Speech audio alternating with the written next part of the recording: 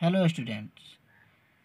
मुझे बहुत सारे स्टूडेंट ने ये बोला कि सर मुझे चर और अचर में कुछ समझ नहीं आ रहा है, बहुत प्रॉब्लम हो रहा है। तो मैंने सोचा कि ठीक है, मैं ऐसा टॉपिक ये चर और अचर का इस तरीक़ा से आप लोग को समझाऊंगा कि किसी दूसरे जगह जाने की ज़रूरत नहीं पड़ेगी। मैं ऐसे समझाऊंगा ना, अरे हम जानते हैं नू, हम बिहार के हैं। हम ऐसे समझाएंगे कि सच सच में आप लोगों को लगेगा कि हाँ, कोई मेरे फैमिली मेम्बर हमको इतना अच्छा से समझा रहा है कि कहीं दूसरे जगह जाने की ज़रूरत ना पड़ेगा। देखिए, सबसे पहले आप लोग कंफ्यूज होते होंगे कि चर और अचर क्या है। ठीक, तो मैं यही बात बताने जा रहा हूँ आप लोगों को। थोड़ा केयरफुली होकर ये ध्यानपूर्वक इसको देखिए और समझिए। सबसे पहले चर और अचर। देखिए, चर का अगर अंग्रेजी नाम जाने तो चर को हम लोग वेरिएबल बोलते हैं।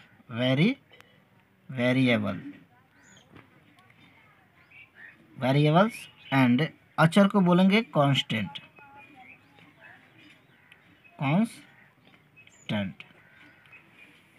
चलिए स्टूडेंट्स, यहाँ ध्यान देना है, इधर उधर ध्यान नहीं देना है। देख रहे हैं तुम उधर ध्यान दे रहे हो, उधर नहीं देना है, बस यहाँ पर इस कॉपी पर ध्यान होना चाहिए, ठीक है ना।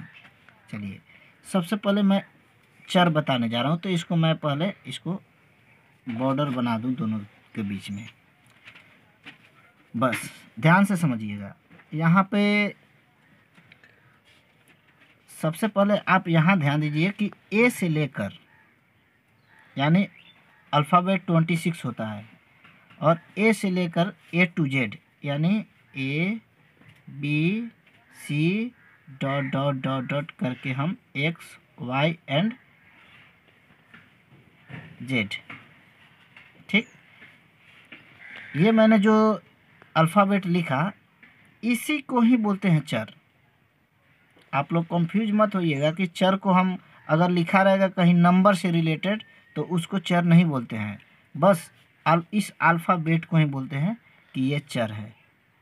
और यहाँ पर ध्यान दीजिए कि काउंटिंग यानी गिनती की सारी संख्या को, सारे अंक और संख्या को मिलाकर बोलते हैं हम लोग अचर। जैसे में यहाँ ध्यान दीजिए, यहाँ पर हमने यहाँ पर बॉर्डर कर दिया है। यहाँ ध्यान देने की ज़रूरत है कि यहाँ बॉर्डर है और उसके बाद मैं लिख रहा हूँ अचर के लिए। जैसे यहाँ पे 0 1 2 डॉट डॉट डॉट डॉट बहुत सारे नंबर हो सकता है, यानी जितने भी नंबर होते हैं ना उन सारे चीज़ को बोलते हैं हम, उन सारे नंबर्स को बोलेंगे अचर है। अचर मीन्स कांस्टेंट। ठीक, चलिए अब एक बात यहाँ पर हमको ध्यान दीजिए कि चर और अचर होता क्या है। इस प्रकार से भी आप लोग जान सकते हैं कि चर और अचर होता क्या है। सबसे पहले ये ध्यान दीजिए कि यहाँ देखिए, जो भी वैल्यू यानी मान, हिंदी में मान बोलेंगे, जिस चीज़ का मान अगर बदल जाता है उसको बोलते हैं चर। और जिस भी कोई भी, जैसे कि हम उसको बोलेंगे ए या बी या सी या एक्स या वाई या जेड, अगर इन सारे चीज़ का वैल्यू बदल जाता है तो हम उसको चर बोलेंगे। और यहाँ अचर के बारे में बताने जा रहा हूँ मैं कि अचर होता क्या है।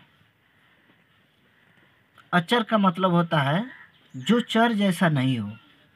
यहाँ पे आप इस अक्षर में भी आप ध्यान से देखिए, यहाँ पे लिखा हुआ अ और चर, यानी जो अ इसलिए लगाया गया है सबसे पहले कि जो चर नहीं हो उसी को अचर कहते हैं।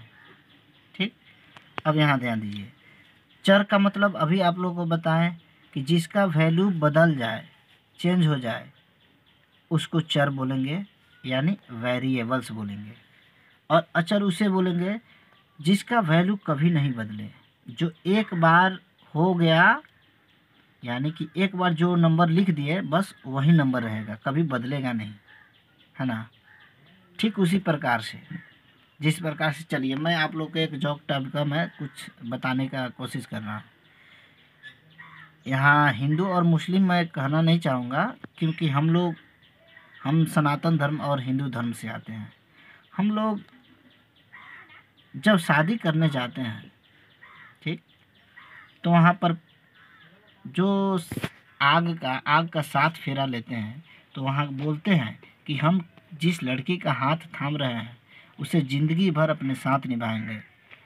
ठीक उसी प्रकार से अचर वही अचर हो गया, यानी ज़िंदगी भर साथ निभाने का मतलब कभी भी उसका मान नहीं बदलना चाहिए, ठीक है ना। जैसे, और यहाँ पर एक और चीज़ है, हम लोग देखे हैं और सुने भी हैं कि मुस्लिम धर्म में शादी करने के बाद अगर वह चाहेगा अपने इच्छा से, लड़का हो या लड़की, तो उसको तलाक बोलकर उसे अपने पास से अलग कर सकता है। तो वो हो गया चर उसको बोल सकते हैं, यानी जिसका वैल्यू बदल गया। यानी भल अभी इसी लगन में शादी किया है, अगला 2-3 महीना के बाद में उसको तलाक दे दिया है, इसका मतलब वो अपना वैल्यू को बदल दिया। जिस प्रकार से चर का वैल्यू बदलता है, ठीक उसी प्रकार से मुस्लिम लोगों में भी यही हाल होता है, लेकिन हिंदू लोगों में ऐसा नहीं होता है। चलिए, तो मैं आउट ऑफ सब्जेक्ट नहीं जाना चाहता हूँ, टॉपिक नहीं जाना चाहता हूँ। यहाँ पर मैं बस यही समझाने की कोशिश किया हूँ कि अचर क्या होता है, कि वैसा पॉइंट जो कभी नहीं बदले उसको अचर बोलेंगे, और जो बदल जाए उसको चर बोलेंगे। ठीक, एक बार हिंदू लोगों में अगर एक बार शादी हो जाता है तो उस लड़की के साथ या उस लड़का के साथ लड़की, और लड़की के साथ लड़का ज़िंदगी भर साथ निभाता है। यानी उसका वैल्यू, यानी उसका मान कभी नहीं बदलता है। एक तो हमेशा एक से 2 नहीं, इमरजेंसी केस में 1 से 2 कर लेता है लोग, ठीक है ना। तो वो मान बदलता नहीं, एक को तो रखबे करता है, दूसरे लोग को भी रख लेता है। तो वहीं जो अचर होता है ना, वो हमेशा कांस्टेंट होता है, एक ही चीज़ पर अड़ा रहता है। अरे देहाती भाषा में बोले ना कि ना कहल जाला कि जबान के पक्का होगा, है ना। तो जो जबान का पक्का होता है, एक बात बोल दिया उसी पर अड़े रहना, उसी को बोलते हैं अचर। अब बताइए दोस्तों, किसको नहीं समझ में आया होगा चर और अचर? हमको ये जहाँ तक विश्वास है सब किसी को समझ में आ गया होगा। जो भी व्यक्ति अपने एक जुबान पे, यानी कहा जाता है ना देहाती में कि मर्द का जुबान, यानी जो मर्द होता है, मर्द का मतलब होता है एक ब्रेव पर्सन, है ना, बहादुर आदमी। यानी जो एक बात बोल दिया उसी पर टिके रहना, है ना। और कुछ व्यक्ति होते हैं जो एक बात बोल दिया फिर थोड़ा देर के बाद बदल गया। जैसे होता है ना, कोई बोला कि भाई हमको 5,000 रुपया चाहिए, बहुत ज़्यादा ज़रूरी है, ठीक है ना। और वो सकार लिया, मतलब सकारने का मतलब होता है वो प्रोमिस कर लिया कि हम देंगे, और थोड़ा देर के बाद में क्या कहेगा कि देखो ना मेरे पास पैसे में नहीं है।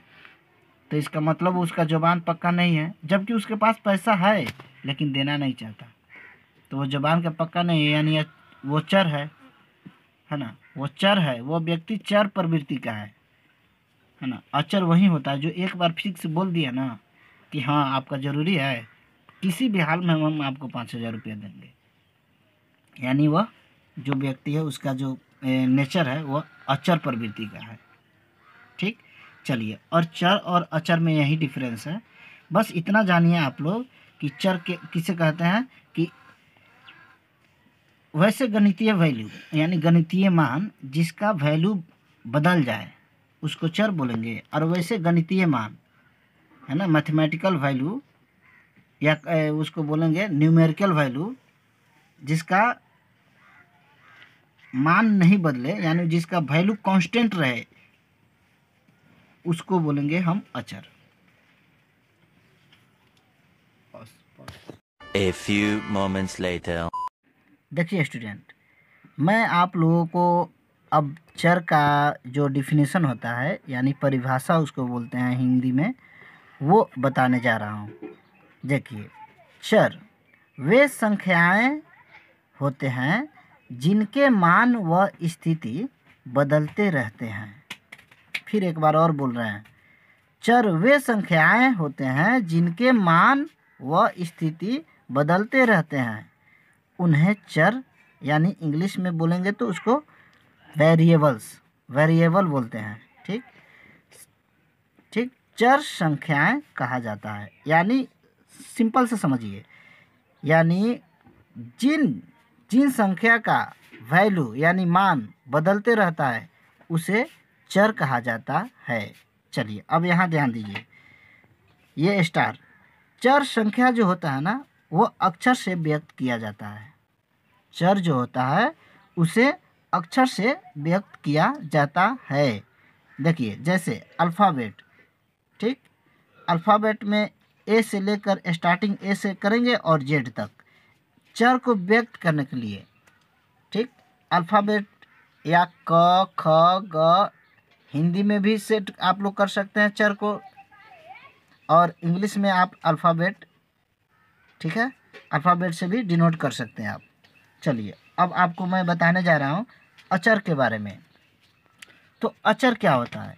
अचर जो होता है ना वह पूर्णांक संख्याएं, भिन्न संख्याएं, दशमलव संख्याएं यानी दशमलव भिन्न संख्याएं और वे सभी संख्याएं जिनके मान निश्चित यानी फिक्स्ड होते हैं उन्हें अचर संख्या कहा जाता है, या वे संख्याएं अचर संख्या कहलाते हैं।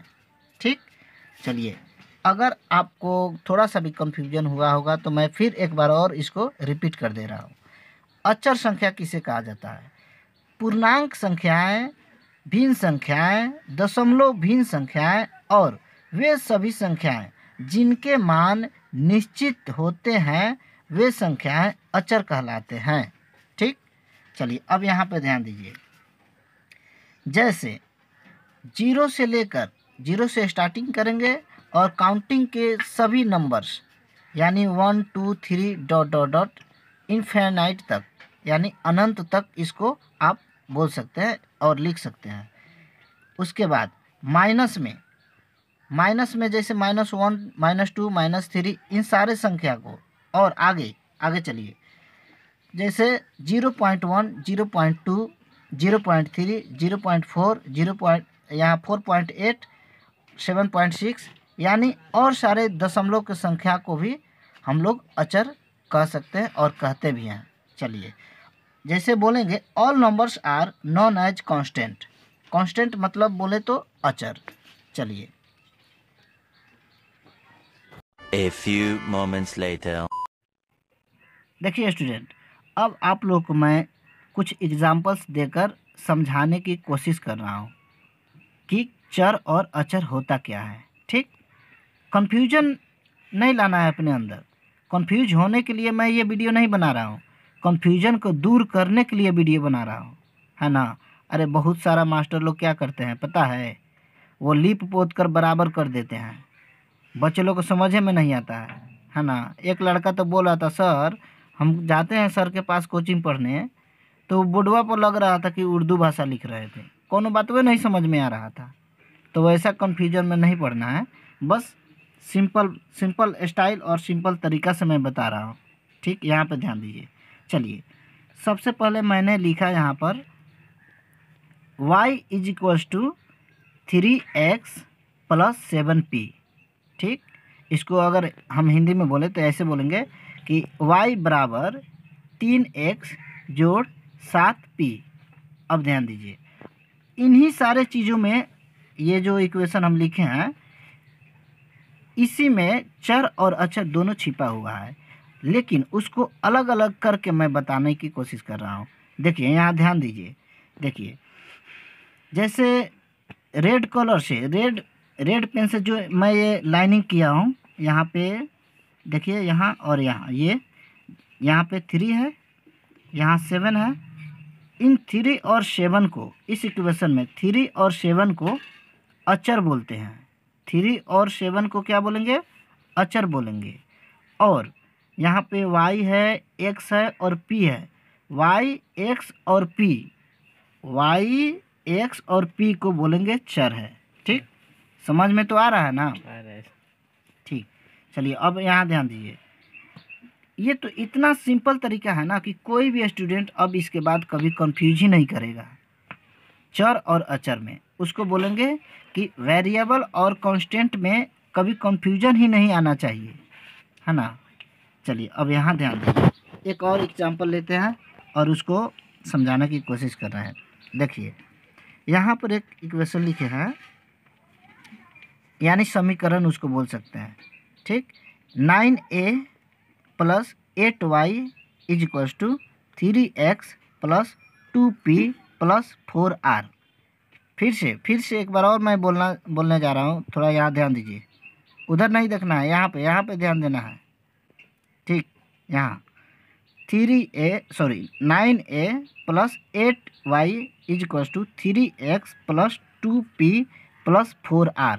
अब यहाँ ध्यान दीजिए, देखिए यहाँ पे जो लाइन खींचे हैं ना, ये रेड कलर से, यहाँ पर देखिए रेड कलर से जो लाइन खींचे हुए हैं ये सारे अचर हैं। क्या है? अचर हैं। यानी यहाँ पे 9, 8, 3, 2 और 4 ये सारे क्या है? अचर हैं। अचर का मतलब होता है कांस्टेंट।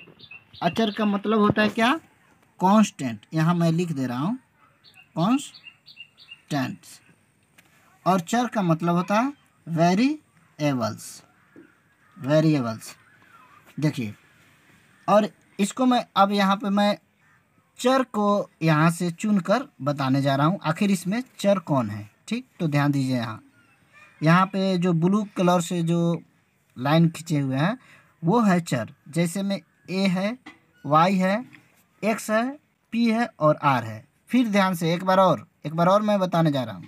यहाँ पे देखिए, ध्यान से देखिए, a, y, x, p और r ये सारे क्या हैं? ये चर है, यानी वेरिएबल है। और पहले मैं बता चुका हूँ कि वेरिएबल्स और कांस्टेंट क्या होता है। वेरिएबल्स वे संख्या होते हैं जिनके मान बदलते रहते हैं, जिनके वैल्यू बदलते रहते हैं। और अचर वे संख्याएं होते हैं जो कांस्टेंट होते हैं, यानी कि फिक्स होते हैं, जिनके मान नहीं बदलते हैं। तो यहाँ पर आप समझ गए होंगे कि इन इक्वेशंस में जो 9 है, 8 है, 3 है, 2 है और 4 है, वे क्या है? अचर है, ठीक। और यहाँ पे a, y, x, p और r जो है ये चर है। अब किसी बच्चे को दिक्कत है? ऐसे दिक्कत नहीं होना चाहिए, समझे नू। हमको लग रहा है कि जितना बेहतर तरीक़ा से हम आप लोग को समझा रहे हैं, ऐसा दोबारा मतलब प्रॉब्लम क्रिएट नहीं होना चाहिए। अगर प्रॉब्लम क्रिएट हुआ तो फिर इस वीडियो को एक बार और आप ध्यान से देख लीजिए और समझ लीजिए कि किस प्रकार से इस वीडियो में बनाया गया है और समझाया गया है। हमको लगता है कि ऐसा जो है ना, समझाना बहुत मुश्किल से कोई मास्टर बताएगा, क्योंकि वो लोग क्या करते हैं ना, बच्चे के ऊपर ध्यान नहीं देते। उनको मतलब है पैसा से, ठीक है, तो उस पर ध्यान नहीं देना है, ठीक है। यहाँ ध्यान दीजिए, ठीक। और देखिए, इसको एक पॉज करके इस वीडियो को रोक कर आप इसको नोट भी कर सकते हैं कि जब भी आपको कभी कंफ्यूजन होगा तो आप इसको देखकर रिवीजन कर सकते हैं।